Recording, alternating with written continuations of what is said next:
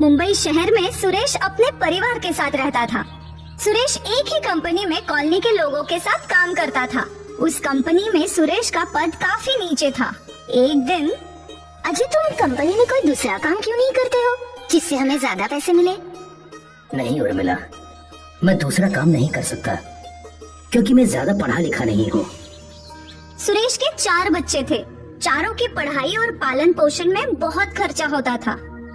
एक दिन उर्मिला सुरेश से कहती है, अजय, सुनते हो, महंगाई बहुत बढ़ गई है और बच्चों की पढ़ाई में बहुत खर्चे हो रहे हैं। क्यों ना स्कूल बदल दें इन सबका? नहीं उर्मिला, अच्छे भविष्य के लिए अच्छी पढ़ाई होना बहुत जरूरी है। मैं चाहता हूँ ये लोग पढ़ लिख कर बड़े अफसर बने। गर्मियों के दिन सुरेश के बच्चे रामू और रिया कॉलोनी के बच्चों के साथ खेलने गए थे। वापस आते हैं तो माँ से कहते हैं, माँ, हमें कॉलोनी के बच्चे बहुत चिढ़ाते हैं, हम लोग कल खेलने नहीं जाएंगे। क्या चिढ़ाते हैं तुम्हें कॉलोनी के बच्चे? माँ, वो लोग कहते हैं कि इस घर में कोई कूलर नहीं है, ये लोग सब गरीब हैं। हाँ माँ, रामू सही कह रहा है, हमें बहुत बुरा लगता है। बच्चों, हमें ऐसी बातें नहीं सुननी चाहिए जिससे हमें कोई परेशानी हो। एक दिन कंपनी में सुरेश के पड़ोसी गर्मी और कूलर लेने के बारे में बात कर रहे थे। ये सुनकर सुरेश भी कूलर लेने की सोचता है।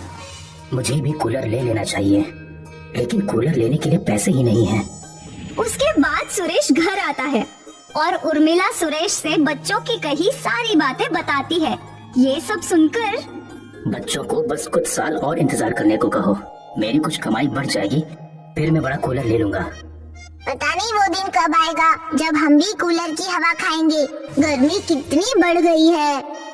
रामू, तुम चिंता मत करो, मैं पढ़ लिख कर एक दिन बड़ी नौकरी करूंगा, तब एक बड़ा सा कूलर लाऊंगा, तब तुम आराम से कूलर की हवा खाना। सुनो रामू, रिया, तुम लोग माँ पिताजी को ये सब बोलकर परेशान मत करो। हम लोग की पढ़ाई अच्छे से स्कूल में हो रही है। मन लगाकर पढ़ाई करो और कुछ करके दिखाओ।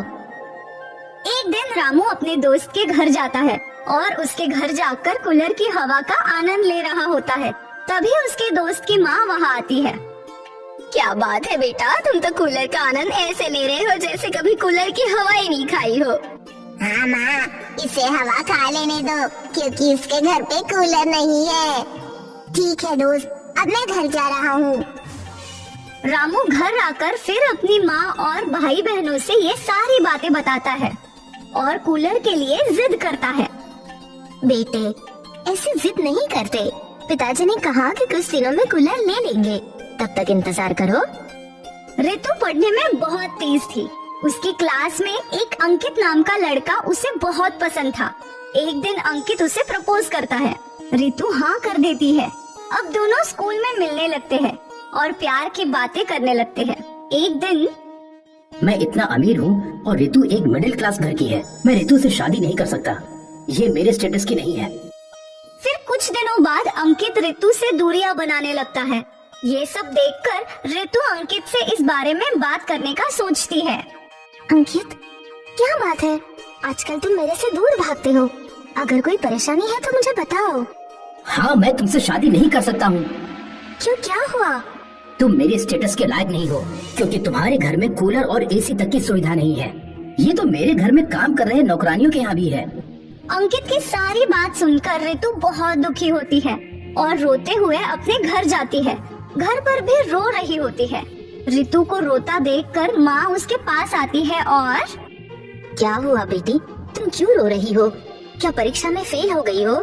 नहीं माँ, ऐसी कोई बात नहीं है। आज के जमाने में लोग केवल पैसों से प्यार करते हैं। अब बस मैं पढ़ाई करूँगी और उसके बाद एक अच्छी नौकरी करूँगी। कुछ साल बीत जाते हैं और रितु की शादी की उम्र हो जाती है।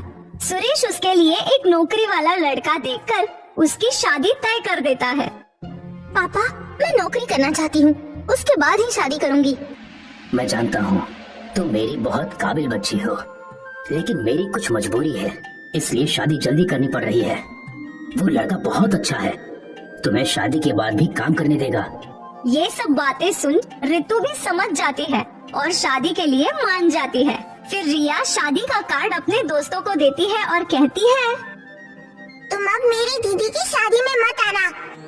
अरे यार, क्या जाएंगे इस की बहन की शादी में जिसके घर में एक कूलर तक नहीं है, उस घर की शादी कैसी होगी ये सोच सकती हो ना तुम। ये सुनकर रिया घर आती है और बड़े भाई राम को सारी बातें बताती है। रिया, तुम्हें अपने दोस्तों से कहना चाहिए था ना कि जिसके घर में कूलर नहीं होता है, क्या वो इंसान नहीं होते हैं? राम की कई बातें रिया समझ जाती है और स्कूल जाकर अपने दोस्तों से कहती है, क्या जिसके यहाँ कूलर और एसी नहीं होता है वो इंसान नहीं होते हैं? तुम लोगों की मर्जी है, आओगे तो बहुत अच्छा और नहीं आओगे तो भी बहुत अच्छा। हमें माफ कर दो, हम लोगों से गलती हो गई, हम तुम्हारी बहन की शादी में जरूर आएंगे। फिर कुछ समय बाद राम पढ़ाई पूरी कर लेता है और एक अच्छी नौकरी करने लगता है। अजी सुनते हो? और हाँ, अब हमारे घर की हालत थोड़ी सी ठीक हो गई है। कूलर लेने के बारे में राम से बात करें। हाँ, तुम ठीक कहती हो। राम के नौकरी करने से मेरी टेंशन भी बहुत कम हो गई है। अब कुछ पैसे भी बचने लगे हैं। एक दिन सुरेश उर्मिला और राम के साथ खाने के टेबल पर बैठकर कूलर लाने के बारे में बात कर रहे होते हैं। ये सब सुनकर रिया और रामू बहुत खुश हो जाते हैं। ये अब हम भी कूलर की ठंडी ठंडी हवा खाएंगे। अब मैं दोस्तों को बताऊंगा मेरे घर में भी कूलर है। कुछ दिन बाद सुरेश और राम बाजार से एक बड़ा सा कूलर ले आते हैं। ये देखकर मोहल्ले के लोग बड़ा हैरान होकर बोलते हैं, इतना बड़ा कूलर सुरेश, तुमने तो कमाल ही कर दिया। वाह, इतना बड़ा कूलर! सुरेश, तुमने तो कमाल ही कर दिया। हाँ, मैंने सोचा कि आजकल गर्मी भी ज्यादा पड़ रही है, तो क्यों ना बड़ा ही कूलर ले लूं, क्योंकि राम के कमाने से अब मेरे पैसे भी बचने लगे हैं। कूलर देखकर रामू और रिया बहुत खुश हो जाते हैं। भाई रामू, तुमने देखा ना, हम लोगों ने इतने दिन कष्ट तो सहे, पर आज हम इतना बड़ा कूलर चला रहे हैं। हाँ बेटा रामू, सब्र का फल मीठा होता है। हमें उतने ही पैर फैलाने चाहिए जितनी हमारी चादर हो।